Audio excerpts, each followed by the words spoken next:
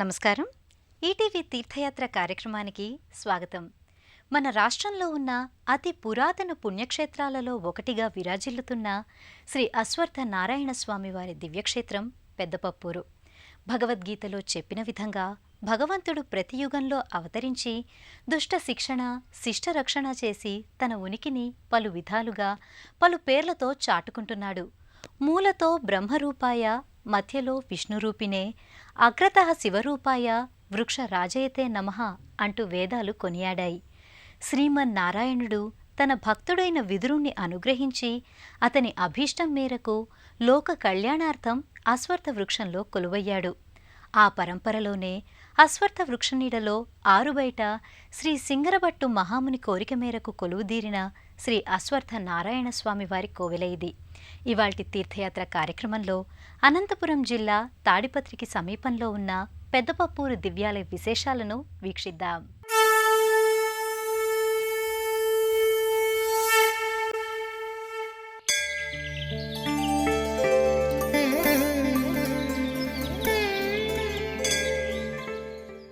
పౌరాణిక ప్రాశస్త్యాన్ని సంతరించుకున్న ఈ ఆలయం శ్రీ సింగరభట్టు మహాముని కోరిక మేరకు రూపుదిద్దుకున్న దివ్యాలయంగా వినుతికెక్కింది.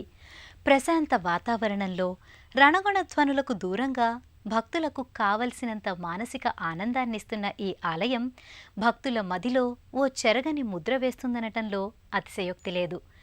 ఎందరో భక్తవరేణ్యుల సహకారంతో దినదినాభివృద్ధి చెంది ఇప్పుడున్న ఈ ఆలయ రూపురేఖల్ని సంతరించుకుంది. విష్ణుం నారాయణం కృష్ణం మాధవం మధుసూదనం హరిం నరహరిం రామగోవిందం దధివాహనం అని విష్ణు భగవానుని 10 పేర్లు జపిస్తే సర్వశుభాలు కలుగుతాయని బ్రహ్మ వైవర్త పురాణంలో విష్ణునామ మహిమ విశేషంగా పేర్కొనబడింది. ఆ మహావిష్ణువు దుష్ట శిక్షణ, శిష్ట రక్షణ చేయడం కోసం పలు యుగాల్లో 10 అవతారాలెత్తి తన యుగధర్మాన్ని నిర్వహించాడు. ఆ స్వామి నిజావతారమూర్తికి సంబంధించిన ఆలయాలు అత్యంత అరుదైనవి. ఆ నేపథ్యంలో శ్రీ సింగరభట్టు మహాముని చేత ఆవిష్కారమైన అరుదైన దివ్యక్షేత్రం అనంతపురం జిల్లా పెద్దపప్పూరులో వేంచేసిన శ్రీ అశ్వత్థ నారాయణ స్వామి ఆలయం. త్రేతాయుగం నాటి పురాణగాథతో ముడిపడి ఉన్న ఈ ఆలయం మహిమాన్వితాలకు నెలవుగా భాసిల్లుతోంది. పినాకినీ నదీ పరివాహ ప్రాంతాన ఈ కోవెల నెలకొని ఉంది. 1857 సంవత్సరంలో తురుష్కుల దండయాత్రల వలన శ్రీ సింగరభట్టు మహాముని ప్రతిష్ఠ చేసిన నారాయణ విగ్రహం ధ్వంసమైపోవడం వల్ల తిరిగి 2వ విగ్రహాన్ని ప్రతిష్ఠించడం జరిగింది. పామిడి వంశస్థుల ఆధ్వర్యంలో పూజా కార్యక్రమాలు జరుగుతూ నేడు దినదిన ప్రవర్ధమానమై వెలుగొందుతూ వస్తోంది.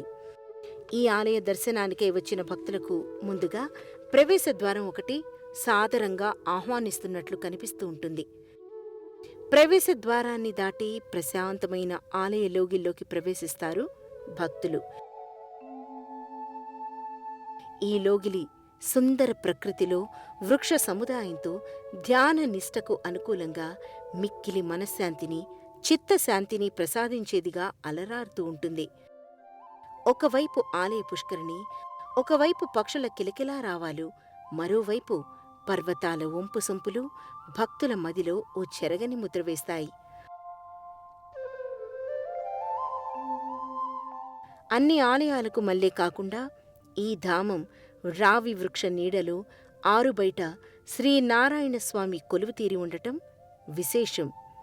పినాకినీ నది నైరుతి దిశ నుండి ఈశాన్య దిశగా నిలబడి ఈ ధామంలోని రావి వృక్షాన్ని చూస్తే వామనుడు గొడుగుపట్టి నిల్చున్న రీతిగా కనిపిస్తుండటం ఒక అద్భుతంగా చెప్తారు.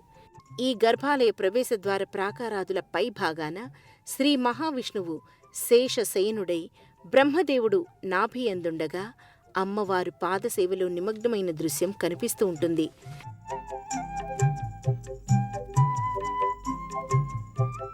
శ్రీ సింగరభట్టు మహాముని ఘోర తపస్సు చేసి నారాయణుణ్ణి ప్రసన్నం చేసుకున్న పవిత్ర వృక్షరాజస్థలాన్నే ఇప్పుడు మనం చూస్తున్నాం.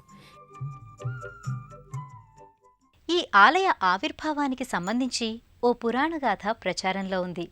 సింగరభట్టనే మహామునీశ్వరుడు కంచిక్షేత్రంలో కొలువుదీరిన శ్రీ వరదరాజస్వామిని దర్శించుకోవాలని 12 సంవత్సరాలుగా సేవిస్తూ ఉండేవాడు. ఒకరోజు స్వామివారు స్వప్నంలో దర్శనమిచ్చి హిమాలయ ప్రాంతం నుండి ఒక ఋషిపుంగవుడు వస్తాడని, అతని బ్రహ్మహత్యా పాతకాన్ని స్వీకరించి ఇప్పుడున్న శ్రీ అశ్వత్థ నారాయణ కట్ట సమీపాన తపమాచరించమని, అనతి కాలంలోనే నారాయణుడి దర్శనం తప్పక కలుగుతుందని చెప్పి అంతర్ధానమయ్యాడట. అలా ఎన్నో సంవత్సరాలు గడిచిపోగా స్వామివారి దర్శనం తనకు కాదేమోనని చింతిస్తూ ఉండగా ఒకనాటి కలలో వేదవ్యాస మహర్షి కనిపించి స్వామివారి దర్శనం తప్పక కలుగుతుందని, అనంతర కాలంలో ఆ ఆలయం మహాపుణ్యక్షేత్రమవుతుందని చెప్పాడట. ఒకరోజు సింగరభట్టు మహాముని పినాకినీ నదిలో స్నానమాచరిస్తుండగా శ్రీనారాయణ స్వామి విగ్రహం చేతిలోకి వచ్చిందట. తదనంతరం శ్రీ మహావిష్ణువు శంఖు చక్ర గద కౌముదాలతో సింగరభట్టు మహామునికి ప్రత్యక్షమై ఇప్పుడున్న శ్రీ అశ్వత్థ నారాయణ కట్టను చూపించి ఇక్కడే ప్రతిష్ఠ చేయమని, అంతా శుభమే జరుగుతుందని చెప్పి అంతర్ధానమయ్యాడట. ఇలా స్వామివారు వ్యక్తపరిచిన ఆ స్థలంలోనే శ్రీ అశ్వత్థ వృక్షనీడలో ఆరుబయట శ్రీ అశ్వత్థ నారాయణ స్వామి కొలువై భక్తులను కటాక్షిస్తున్నాడు. ఈ అశ్వత్థ వృక్ష నీడలో శ్రీ సింగరభట్టు మహాముని కోరిక మేరకు శ్రీ నారాయణ స్వామి శ్రీ అశ్వత్థ నారాయణ స్వామిగా కొలువుతీరాడు. భక్తులు స్వామివారి దివ్యమంగళమూర్తిని దర్శించుకొని చేతులు జోడిస్తారు. అనంతరం స్వామివారి చుట్టూ ప్రదక్షిణలు చేస్తారు.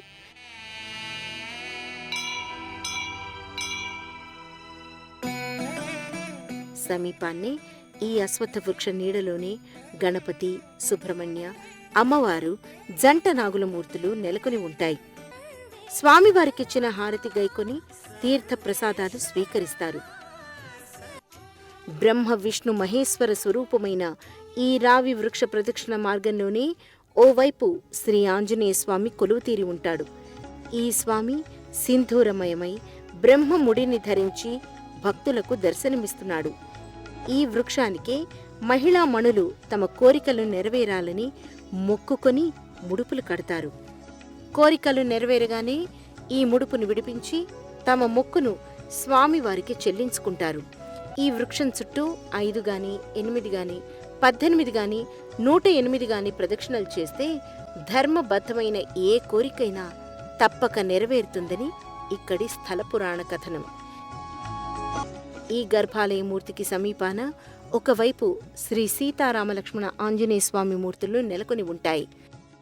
సదా స్వామివారి సేవలో అన్నట్లుగా హనుమంతుడు దాసానుదాసుడై ముకుళిత హస్తాలతో అంజలి ఘటిస్తూ ఉంటాడు.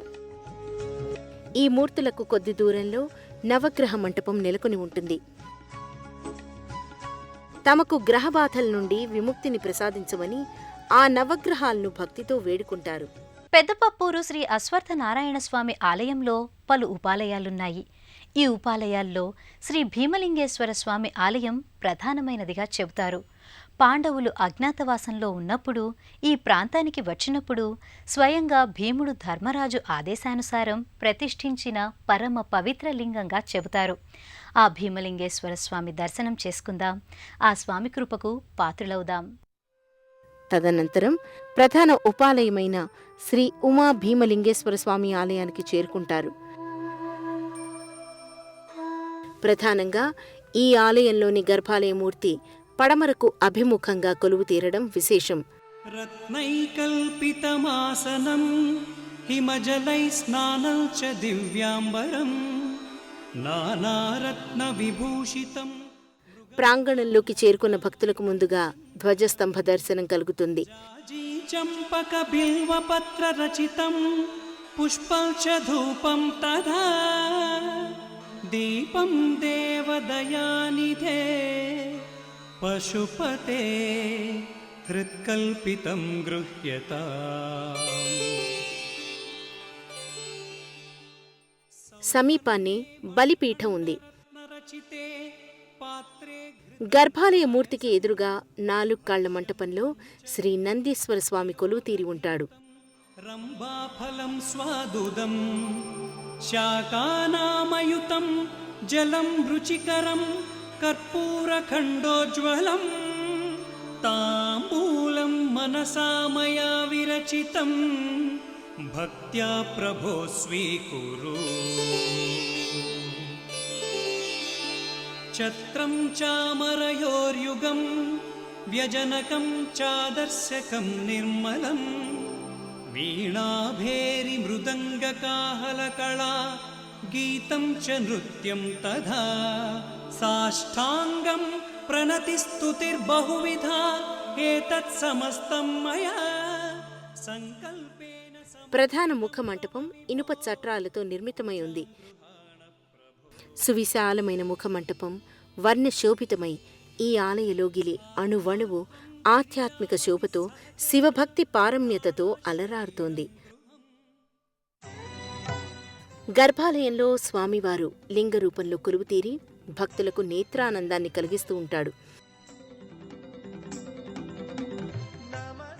మాఘమాసం 3వ శనివారం అర్ధరాత్రి 12 గంటలు దాటిన తర్వాత శ్రీ మహావిష్ణువు శ్రీ సింగరభట్టు మహామునికి దర్శనం ఇవ్వడం వల్ల ఆ రోజున వేలాది మంది భక్తులు ఈ అశ్వత్థనారాయణ కట్టకు చేరుకుంటారు.